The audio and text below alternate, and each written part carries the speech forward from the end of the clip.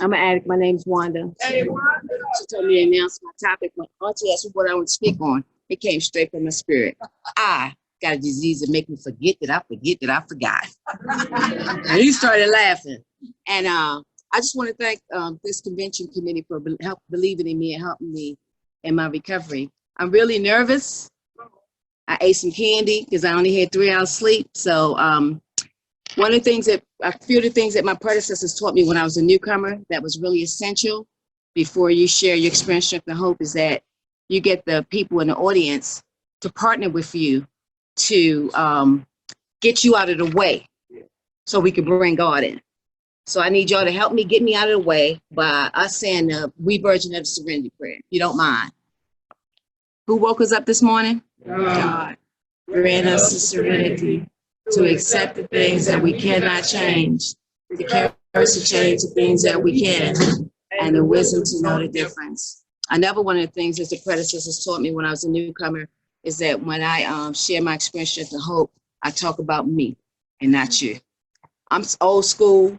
When I was a newcomer and I came into Narcotics Anonymous, I used to sit in the back, you know, hiding out. And one of the predecessors came and brought me from the back, and he said, hey, you no longer have to take the back seat to life, sit up front. And in 23 days, I have 33 years, and I sit up front every time I'm in a meeting. Not because I'm so special, it's because I need to be on that critical care row, because I got disease that make me forget that I forgot. Now, I want to tell you about my brother, whose clean date is March the 1st, 1986, and 24 days later, I came to Narcotics Anonymous. He was in treatment, and while he was in treatment, I was on one of them nevers, you know, I stay in the house in the bed for 3 days saying, never gonna do no more dope. And then they called me up and said, we gotta go up here to this treatment center. So I had to drive. So, you know, my thinking, I said, I gotta get me some dope because I'm gonna drive. So I'm up in the treatment center with a little pocket full of dope in my pocket. And they had the room separated like this, right? And they was on this side, and we was on that side. And the man said, y'all co-addicts. And I looked, I was like, I ain't no co-addict, I'm an addict. So my brother gave me my first NA schedule. The next day, March 25th, 1986, I walked into my first NA meeting on Ashland Avenue in Baltimore. I'm from Baltimore, Maryland. That's why I got clean at. And so I went into the meeting, and there was a guy supposed to be celebrating 2 years, and he didn't want to celebrate. So the predecessor was like, it ain't about you, it's about the newcomer. So he had this guy come up and speak. His name, Bobby Joe Gaines, my predecessor, right? And he got up, he said, change you must. So I'm just coming to the meeting now, right? So I said, well, they said it's not a religious program. He sounded like a preacher. So he was saying, you know, you got to change everything. So I'm sitting there, I'm listening, but check this out. On my way over there, I went to get my get-out partner. I said, hey, Pete gave me a schedule. I'm going over here, check out these NA people in East Baltimore. So he said, okay, but as soon as we got to the door, he said, Wanda, let's go get some dope. I said, no, I ain't gonna get no dope. I'm going to see what these NA people are all about, right? So he said, well, I'm going, can I use your car? I'm going to get some dope. I said, okay. So I went in there, you know, I was in a meeting and I was watching everybody, and Bobby Joe, he was just sharing, and they was talking about how you had to change everything. So I'm in there, and right then, I realized how I wasn't nothing like those people in NA. Because everybody in there shot dope. I didn't shoot no dope, I just snorted dope. Well, check this out though. This is why I know I got disease that make me forget that I forgot. Because when my brother and I used to hustle, he started shooting dope, and everybody started shooting dope.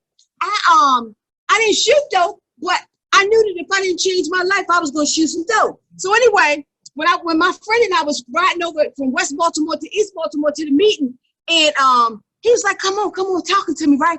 I was like, no, you know, I just got to go see these NA people about. People clean, and I want to follow in his footsteps. But I didn't realize until years later working the steps that on my way to the meeting, if you knew, on my way to the meeting, my disease tried to get me so I would not walk into the rooms of Narcotics Anonymous. Not that it tried to stop me, but when I got in Narcotics Anonymous, my disease started working on me right away.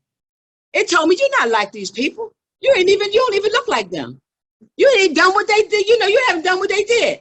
So there were some women back in the day, because remember, I didn't shoot dope, they shot dope. So we kind of look different. Now I had reached my bottom, but to them I hadn't. They said I wasn't an addict. This is what they told me now. This is when I began to learn that the disease worked through people right up in here. Oh. They said, oh, you ain't no addict. You ain't reached your bottom because I still had some money. because I didn't look a certain kind of way. So they used to be mean to me. But see, I realize now that they were mean to me. God was using them to motivate me because he knew me. I'm the type of person, when you say I'm not going to do it, I'm going to show you I'm going to do it. So I stayed clean just based on the principle, showing them that I was going to stay clean. That what they said wasn't true. So I told my friend, I said, hey, you see them women right there? I said, they being mean to me. But what they don't know is they going to get high before I get high, right? And a couple of them did. But I was driven by that, and God knew that. See, I know that now. I didn't know it before. I still was a victim when I came in. You know, everybody was against me and all that, but it wasn't them. What was happening was that my defense mechanism was so intense that they was actually scared. You know, my energy was so powerful, like, don't come up, like the vampire sign, right? They were kind of like, back up. So anyway, I chasing meetings like we chasing dope. I got me an NA sponsor, but of course I got me a sponsor that I could manipulate. She was a yes sponsor. Whatever I say, she went with, right? So anyway, I called someone that said, you know, the women at NA, if they had a women's rep. I said, they mean up there, and they always mean to me. I said, I think I'm gonna go up there and tell them a piece of my mind. I didn't have 30 days clean that. She said, don't go to NA, don't go up there, don't go do that. You're not supposed to do that. What you think I did? I went up to the NA meeting, right? So they got back out of the middle, so I raised my hand. I said, let me tell y'all something. I know karate, and I will mess every one of y'all up here up in this meeting. And they looked at me like I was crazy. They just said, Wanda, you just keep on coming back. So anyway, so I'm up in the NA meeting, right? So I'm looking at the women, I'm listening to their stories, but I'm listening. I'm sitting on the front row, I'm listening, and they planting seeds in my spirit. And but I'm still looking, my disease trying to talk to me, tell me I'm not like them. Because I didn't trick what I was using. I tricked when I wasn't using. I was tricking when I was a little girl. I just trick with those old dudes, you know, to get money. I did not like laying down with nobody that I did not want to be with. So I said, let me do something different. I started selling drugs. That's what I came to NA. That's what I did. And I had some money. And when I came to NA, I spent my money like I was still selling drugs, but I wasn't. So it wasn't long, you know, I didn't have no more money, right? So then I came in. Look, I came in. And so most of my predecessors, they was hustling. They was selling stuff and all this. So because I sold drugs, I'm a hustler too. So I would be like them. They was like, no, you can't sell nothing. So I was like, okay. So then a lot of people that got clean, they stopped smoking cigarettes. So I said, okay, I don't want to smoke those. I'm not going to smoke no cigarettes no more. They say, no, you can't do that. I said, what can I do? They said, you need to learn how not to use no dope.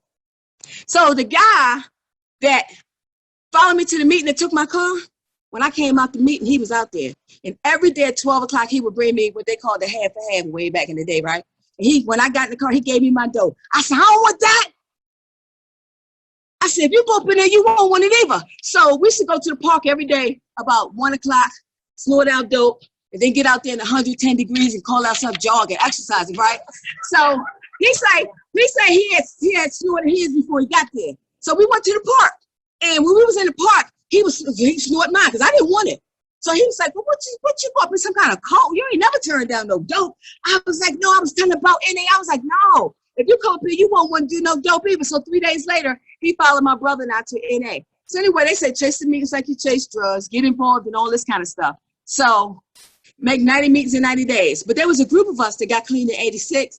Man, we went from north, south, east, and west. This is how we got clean. You know, we hung out, and I used to hang out with people that was homeless, you know, and they was getting their lives together. This is the biggest hit for me. When I was new, they think they should talk about miracles, right? Oh, man. They was like, the women would come and say, God gave me my children back. And that's a miracle. And I'd be like, man, I want me some of these miracles these people talking about. And then some of the guys would come and they'd be like, a dope fiend like me. God bless me, and I'm buying a house. And I'm like, man, I'm new, you know. They couldn't design me to want this thing because it's about attraction. So anyway, I said, I want me some of these miracles. So I start asking the predecessors. I say, how you get some of these miracles y'all talking about? They say, you got to go to the step meeting. So we had like a big meeting over here and a step meeting. Now they would let the newcomers go in the step meetings, but we had to sit on the front row and we couldn't say nothing. Today, I know what they was doing. They was depositing that information, that spirit in us, right? So anyway, I was so angry, like I said, and they knew I had socialization issues. So in my area, I became the first greeter. They made me the greeter. They said, we want you to stand right here. And when new people come in the door, we want you to greet them. So I knew how I felt as a newcomer. I didn't know how to reach out to people. Everybody was, you know, having fun and fellowship and all this. And I had this energy that I was putting out. Don't bother me. Don't come near me. So when the people were coming to do, I would hug them so tight and squeeze them so tight because I knew how important it was as a newcomer to get that hug, right?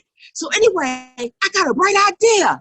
I said, wait a minute, because I still didn't know nobody either. I was new on the 60 days clean. So I said, okay, if I take these newcomers and introduce them to people, I'm going to meet some people.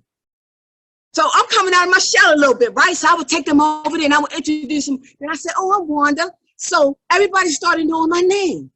So anyway, I'm listening to the sisters, even though I still was kind of anxious towards them and still comparing my insides to their outsides because my disease made me forget that I forgot where I come from. And see, I forgot that the reason I wanted to get clean because I did want to shoot dope. I'm looking down on people that shot dope, but they telling me their story. They sharing that spirit strip of hope.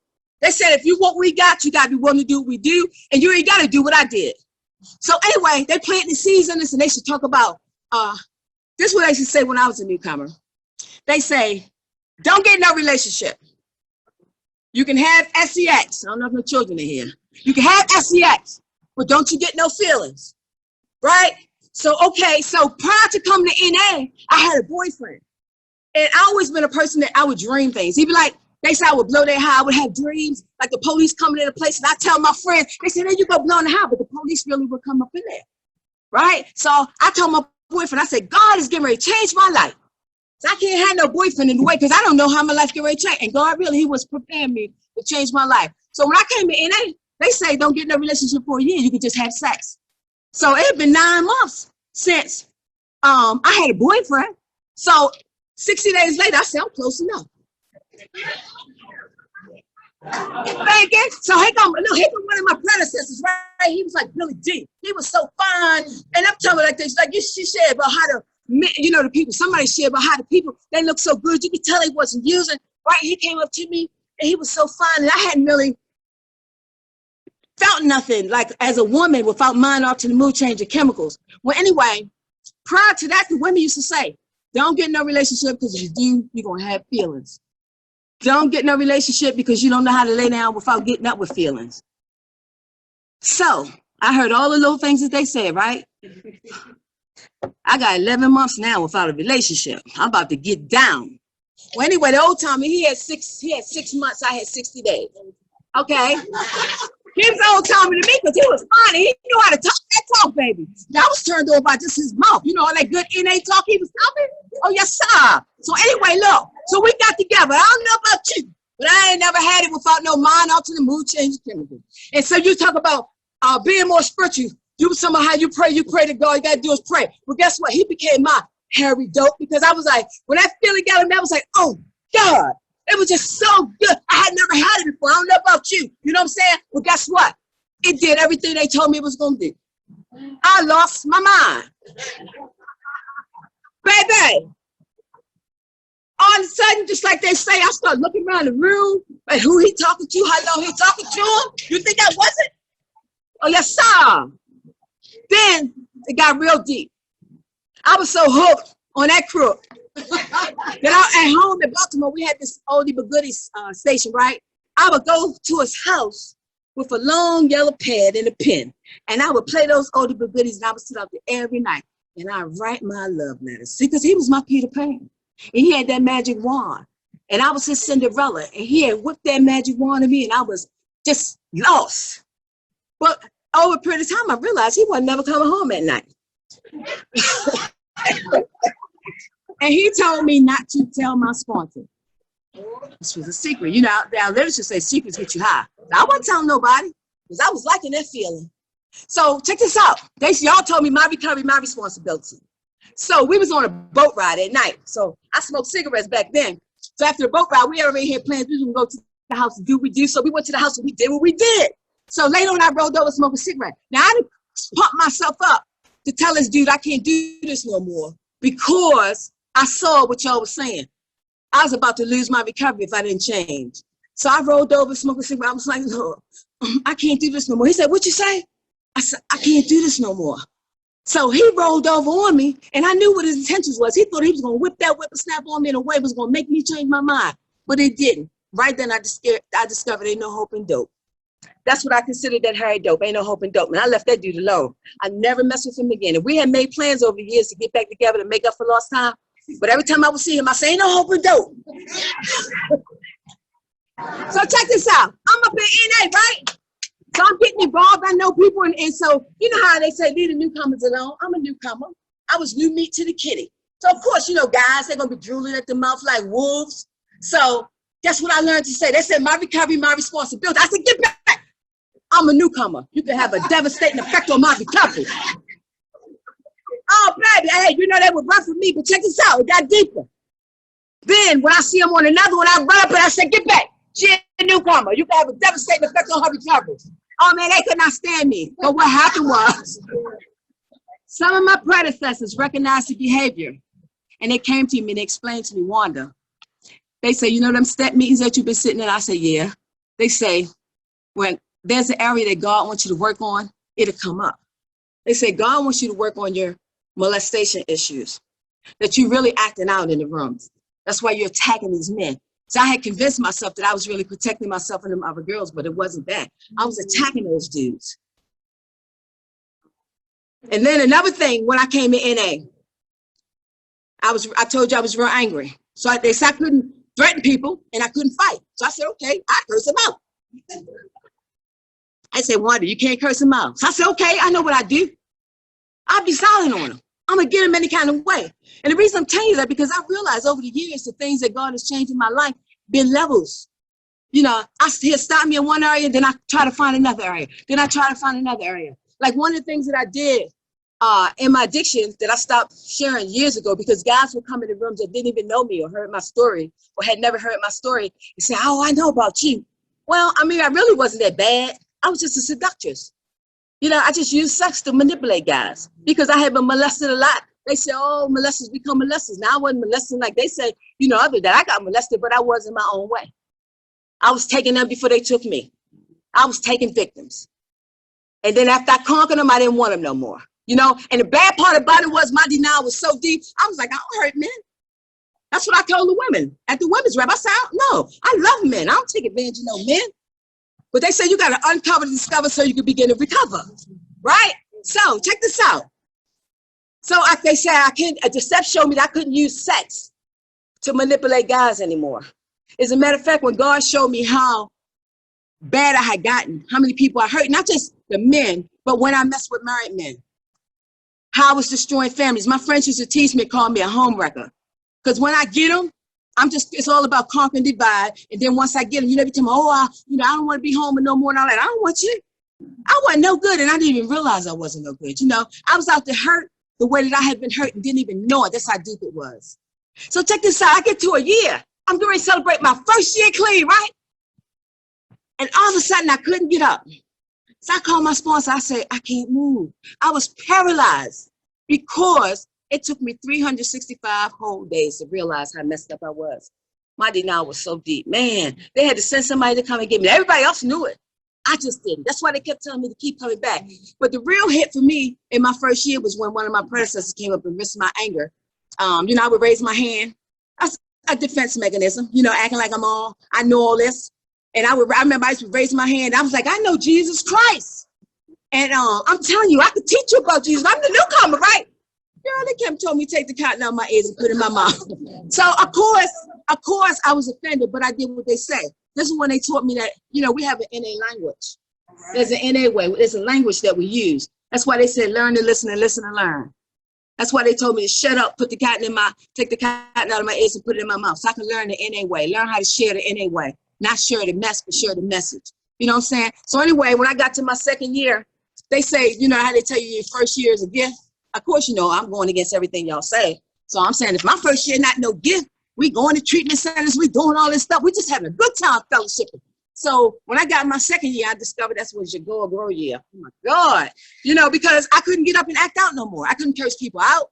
I couldn't do none of that. I had to grow up a little bit and change a lot.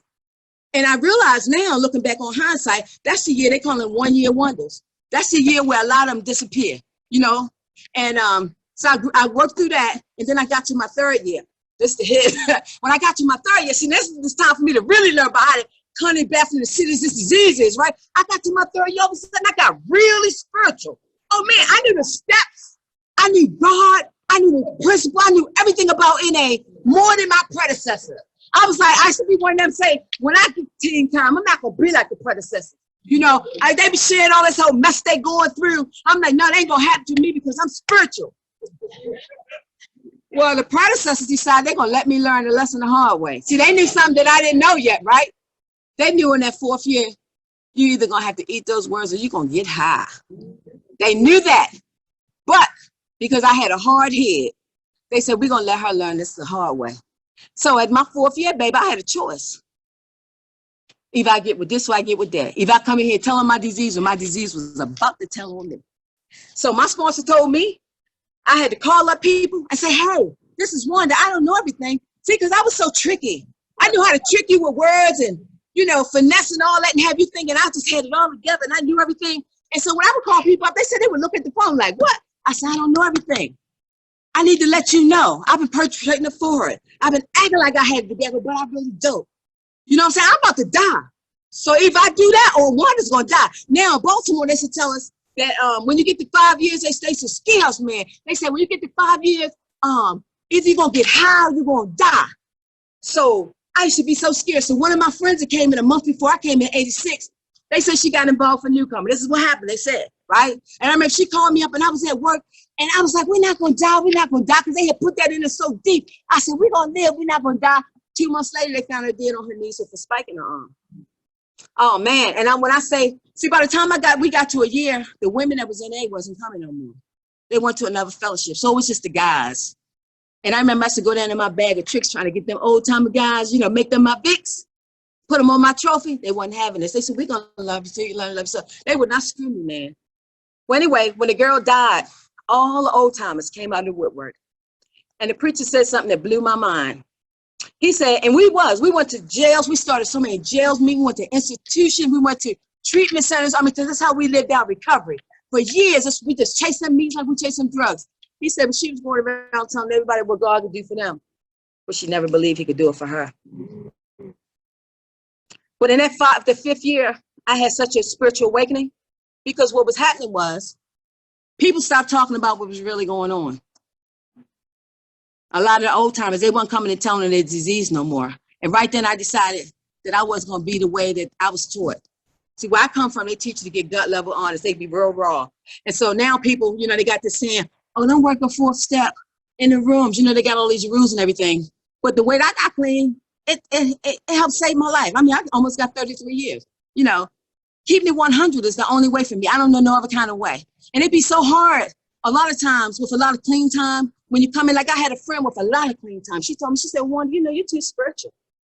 She said, you know, a lot of people, they can't relate to you because you're so spiritual. But this is the hit. In Atlanta, we had a guy named Van G. He was our predecessor. He tell you in a minute, I'm the body and the spirit. Something like that, right? And they used to think Van G was crazy, but he wasn't crazy what it was. He had grown to another level. He had 30-something years. What you think you're supposed to do when you got 30-something years? You grow to other levels. But a lot of times people would talk about him and say he was crazy, but this is the real hit. We've been in your shoes, but you've never been in ours. So how you gonna tell us there's something wrong with us and that we crazy? I do a lot of work, not just to stay clean, but to grow spiritually. You know what I'm saying? Because I don't know about you, but I was with black sheep. And I found out in NA that the black sheep wasn't what people, my family them used to say. They used to say bad things about me, especially oh, don't walk like that, don't talk like that, don't think like that, don't do that. They want to be a robot person. They want to put me in a box. And I'm not the type of person to be in a box. So I rebelled against that, right? So when I came to NA, y'all told me I was a black sheep, and that was a good thing. That meant that I was chosen. But chosen don't mean that I got clean to come in here and just be about myself. Chosen mean that I was chosen to give this thing away. Now hit this the real hit. So my predecessor said, you ain't recovered unless you doing service work. I known this from my day one. So I have never not done service work. But see, because I got a disease that make me forget that I forgot. I forget sometime I'm a compulsive addicted person. And anything, even today, 32 years later, that I overdo it. Now, Carmen got up here and she read the literature. And I was looking at her, I was like, oh, she is so pretty. But I didn't compare my insides to her outside. I was acknowledging because that's what we should do. But since I've been here, I have compared my insides a little bit to other predecessors outside. Because I remember when we got 5 years clean, the guy that got clean with me, he would come in and he would talk about the steps, right? And I'm looking at him, listening to him sharing the way he's sharing. And I'm like, well, what's wrong with me?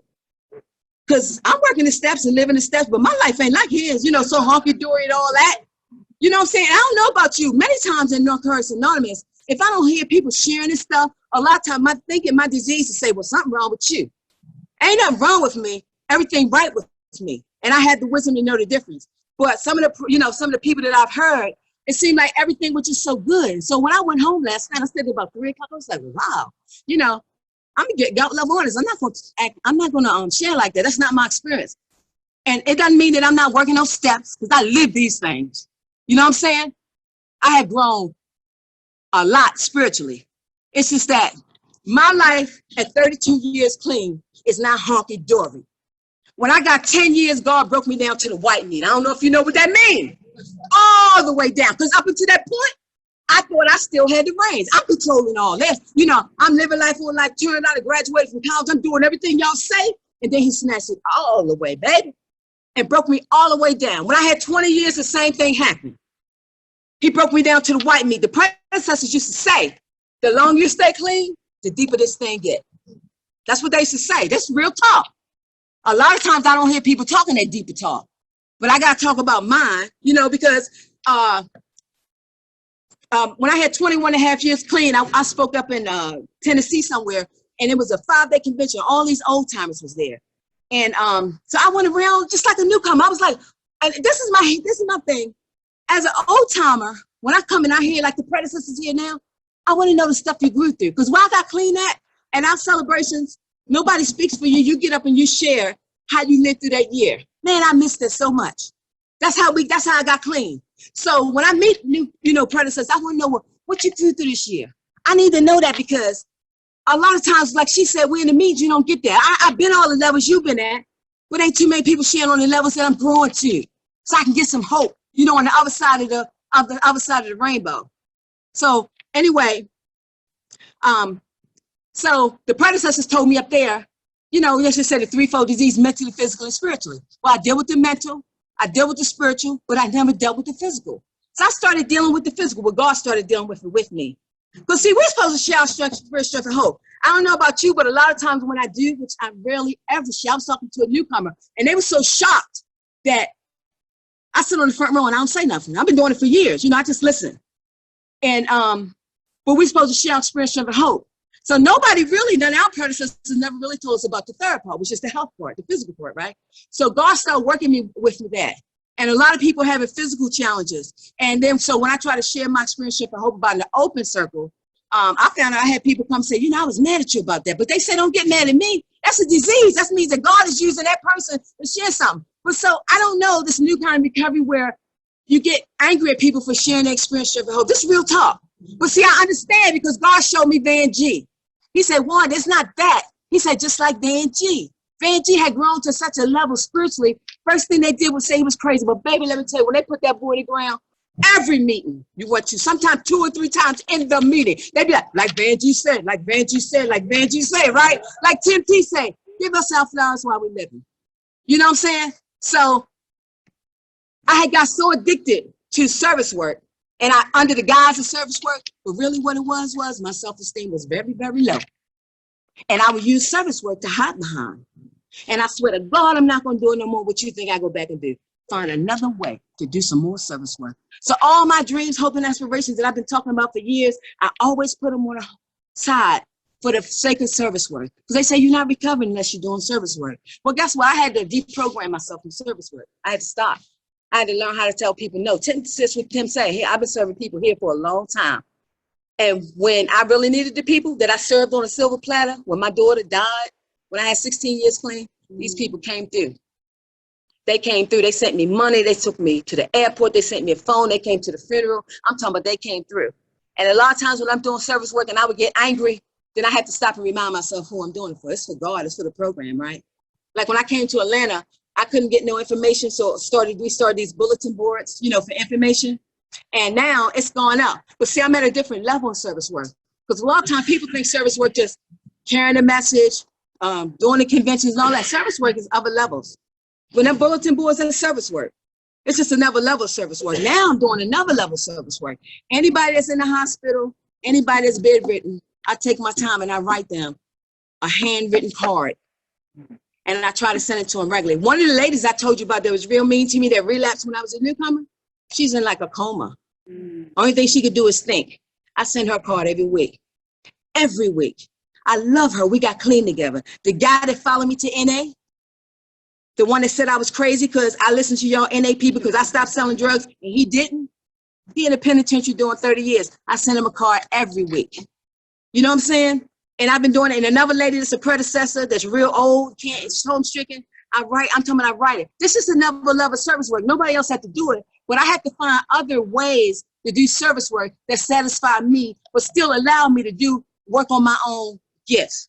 And somebody just called me last week. I did all this work for them. They was like, oh, we need you to do this. You do this. I said, I'm not going to do it. You do the work and then you call me later when you're ready to pay me. So, because all this service work they're talking about, I did for free. I'm talking about on the side of NA. You know what I'm saying? Just set myself up because my self-esteem was so low that I still wouldn't work on my gifts and my talents, which I had many of. My self-esteem is kind of low. So I worked on the physical part, start eating healthy, went to the doctor, start eating healthy and everything, right? And just about 2 weeks ago, you know how they say something cries out for failure? I still haven't figured out what it was yet. But anyway, I went to the market and they had ice cream on sale, so I bought 4 pints. And so I said, okay, I'm just going to eat one. You know how we say one is too many, 1,000 never enough? Next thing I know, I ate 2, then 3, then 4. I was like, oh my God, Wanda, what is wrong with you, right? Then I went to the market again and I bought some bag of cookies and a bag of candy. Do you know I ate all of that? I'm like, oh my God, now that's real talk. You know what I'm saying? I'm sabotaging something going on inside of me. And I don't know because there ain't too many people around sharing this level, almost 33 years of what goes on to the next level of it. You know what I'm saying? Something going on inside me. And I need to tell y'all, whether you're on this level or whether you're not on this level. They say tell your disease for a tell on you. You know what I'm saying? This real talk. And so I'm just getting to a point where I'm really balanced enough to work on my goals. And I'm not just talking about it. Just like when I was in graduate school and I didn't realize that I had ran away from math all them years, right? So I had to take these statistic courses. All I had to do was take them to graduate. But I never took math. So I had to come in the rooms and tell people. And this is why they tell us to do it. See, because once I came and told y'all, you know what they would say every time they see me at a meeting? Wanda, did you go take that test? Wanda, did you go take care of that? You ready to graduate yet? That's what y'all told me. So I would go and tell them, and that's what y'all do. Y'all empower me. So I decided this weekend that what the goals that I'm working on right now, I'm going to tell y'all. So when y'all see me, y'all going to help me be accountable for the things that I say that I'm going to do. That's the way I learn. You know, a lot of times as an old timer, the people say, they be like, oh, you got all that clean time. You're not supposed to be like that. You're not supposed to do that. You're not supposed to think like, so excuse me, I'm a newcomer to this situation. Because if I do something I never done before, that make me a newcomer. You know what I'm saying? Because remember, my disease worked through other people. And it want my life. It don't want me to progress. It don't want me to stay clean. It want me to shut down and be miserable and go to my coffin. And even in these last 5 years, what happened was when I had 16 years clean, my daughter got sick. No, when I had 10 years clean, my daughter got sick. Her kidneys went up. So after she got herself together, she's like, Mom, go ahead and follow your dreams, which my dreams was to move away from home. So when she got her life together, I moved away from home. I came to Atlanta, right? I had 12 and a half years clean. I'm bopping. I got 12 and a half years clean. I'm bopping like I got it all together and everything. It took me about 6 months to stop comparing Baltimore to Atlanta. And then one day I raised my hand. I said, hey, I'm a newcomer to Atlanta. I need somebody to help me.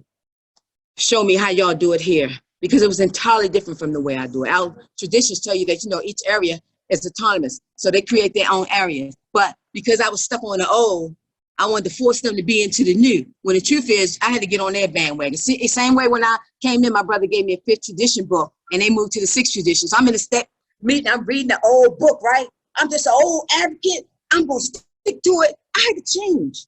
When I got clean, my predecessors, they shared their experience, strength, and hope. And a lot of them never really got into the literature, the steps and stuff like that. But it's a new day. You know, we got new literature. We got new people and stuff like that. So I've been willing to change whatever it is that I need to change to grow along with the fellowship. But what I want to say, if you're not at 30 years or plus or whatever, these people, I don't know about you, but I've been blessed inside my soul with these old timers talking where they've been talking. One of the things that humility is one of the things that I had to learn as a newcomer. You know, I had to learn to listen to people who couldn't read. I had to learn how to help people who couldn't read. I had to learn and sit there on the front row and listen to people who was not dynamic speakers, who stuttered and could not talk, because everybody deserves a chance. You know what I'm saying? So it hasn't changed. That part hasn't changed. Check this out. If you out there, whatever level you are in your recovery, and you don't have 20, 30, 40 years, whatever it is that these people got, you know, yeah, they may not be pumped up like the speakers, banquet speakers and all that kind of stuff, but they got some experiences that money cannot buy. I got 5 minutes. I want to close with this, right? When I was a newcomer, I used to go home every night and I would think about what the people in NA used to tell me. I used to take acid so I didn't sleep anyway, right? So I went to a dance one night and we took a picture. And they used to always say I was pretty because remember, I didn't look like the other people. They used to say, you pretty, you pretty. So I took a picture. When I did dance, I went home, I was up. I looked at the picture, I said, wow, I am pretty. So I ran to the meeting the next day. I told my predecessors, I said, I am pretty. I am pretty. They said, we've been telling you that. But see, my insides hadn't caught up with my outsides. Well, anyway, when I was laying in bed one night and I was thinking about what y'all told me in NA. So some just say, get up and write it down. I wrote a little poem. This was when I had 10 and a half months clean. And I'm not far from 33. And it goes like this. My name is Wanda R and I'm no star. I came around the rooms completely in awe. My mind was beating my body and soul, but little did I know my life would unfold. Keep coming back is what y'all said to me, but I had to admit that I had a disease. A disease, a disease, a disease, a disease. I had to admit that I had a disease. Open-mindedness and honesty is what it took for me to admit that I was powerless in order to be free. To admit that I was powerless over my disease and be willing to change and remain a junkie. Now one is too many and 1,000 never enough. And little did I know that I wasn't tough. I had to shed my mask, to start my task, and realize all of my feelings were past. Now I would search high and I search low, and everywhere I go, no one would even care to allow me to share. But I prayed and I cried to my higher power to answer my heart and my soul desire. One night when I was asleep, my brother came to me and said, NA is where you should be. Y'all told me how I could stop getting high, but I can only do it one day at a time. Thank you.